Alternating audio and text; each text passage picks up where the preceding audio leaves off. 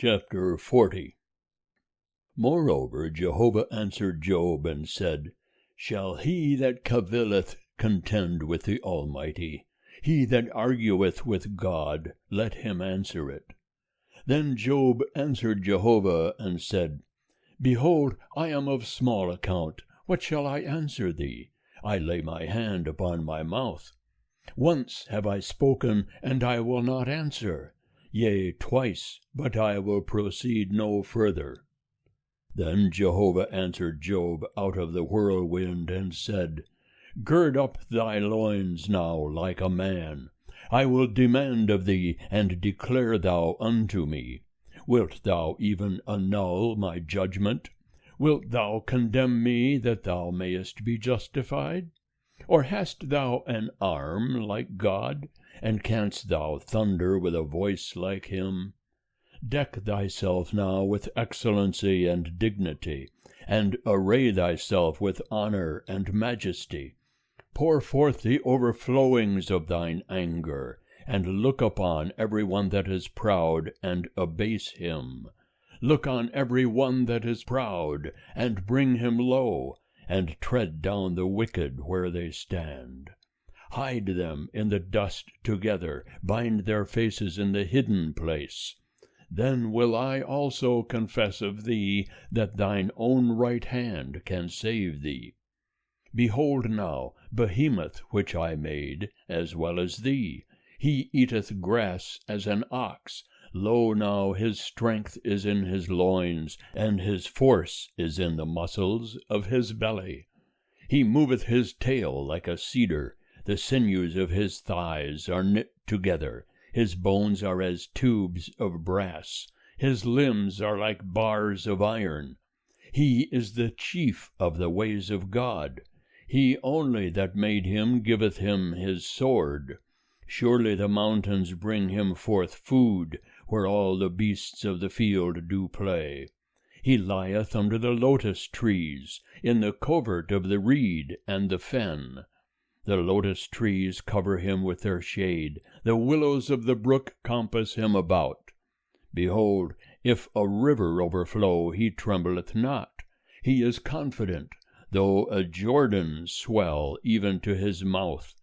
Shall any take him when he is on the watch, or pierce through his nose with a snare? End of chapter 40.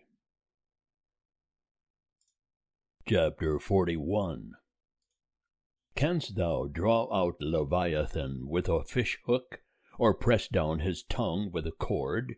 Canst thou put a rope into his nose, or pierce his jaw through with a hook? Will he make any supplications unto thee, or will he speak soft words unto thee?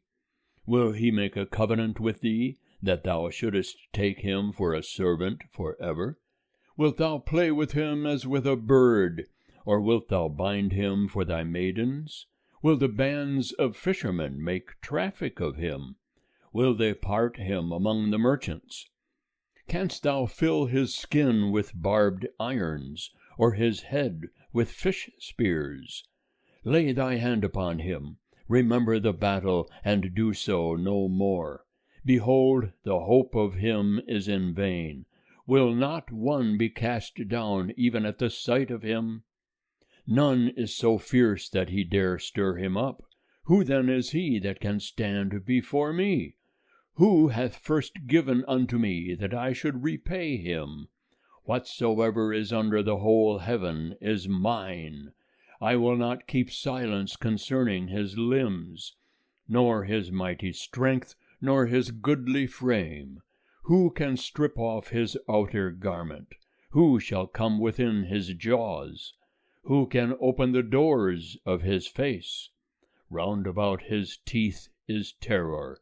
His strong scales are his pride, shut up together as with a close seal.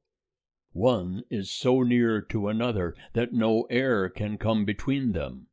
They are joined one to another, they stick together, so that they cannot be sundered. His sneezings flash forth light, and his eyes are like the eyelids of the morning. Out of his mouth go burning torches, and sparks of fire leap forth. Out of his nostrils a smoke goeth, as of a boiling pot and burning rushes. His breath kindleth coals, and a flame goeth forth from his mouth. In his neck abideth strength, and terror danceth before him. The flakes of his flesh are joined together. They are firm upon him, they cannot be moved. His heart is as firm as a stone, yea, firm as the nether millstone. When he raiseth himself up, the mighty are afraid. By reason of consternation they are beside themselves.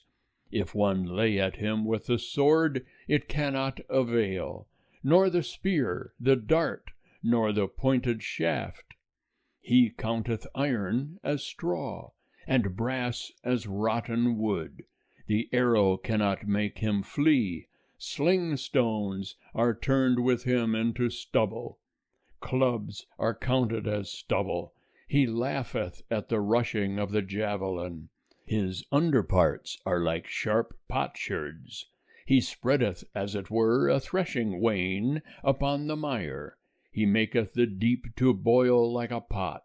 He maketh the sea like a pot of ointment. He maketh a path to shine after him. One would think the deep to be hoary. Upon earth there is not his like, that is made without fear. He beholdeth everything that is high. He is king over all the sons of pride. End of chapter 41. Chapter 42. Then Job answered Jehovah and said, I know that thou canst do all things, and that no purpose of thine can be restrained. Who is this that hideth counsel without knowledge? Therefore have I uttered that which I understood not, things too wonderful for me, which I knew not. Hear, I beseech thee, and I will speak. I will demand of thee, and declare thou unto me. I had heard of thee by the hearing of the ear, but now mine eye seeth thee. Wherefore I abhor myself, and repent in dust and ashes. And it was so that after Jehovah had spoken these words unto Job, Jehovah said to Eliphaz the Temanite, My wrath is kindled against thee, and against thy 2 friends, for ye have not spoken of me the thing that is right, as my servant Job hath. Now therefore take unto you 7 bullocks and 7 rams, and go to my servant Job, and offer up for yourselves a burnt offering, and my servant Job shall pray for you. For him will I accept, that I deal not with you after your folly, for ye have not spoken of me the thing that is right, as my servant Job hath. So Eliphaz the Temanite, and Bildad the Shuhite, and Zophar the Naamathite went, and did according as Jehovah commanded them, and Jehovah accepted Job. And Jehovah turned the captivity of Job, when he prayed for his friends, and Jehovah gave Job twice as much as he had before. Then came there unto him all his brethren, and all his sisters, and all they that had been of his acquaintance before, and did eat bread with him in his house. And they bemoaned him, and comforted him, concerning all the evil that Jehovah had brought upon him. Every man also gave him a piece of money, and every one a ring of gold. So Jehovah blessed the latter end of Job more than his beginning. And he had 14,000 sheep, and 6,000 camels, and 1,000 yoke of oxen, and 1,000 she-asses. He had also 7 sons and 3 daughters, and he called the name of the first Jemimah, and the name of the second Keziah, and the name of the third Keren-happuch. And in all the land were no women found so fair as the daughters of Job. And their father gave them inheritance among their brethren. And after this Job lived 140 years, and saw his sons and his sons' sons, even 4 generations. So Job died, being old and full of days. End of chapter 42.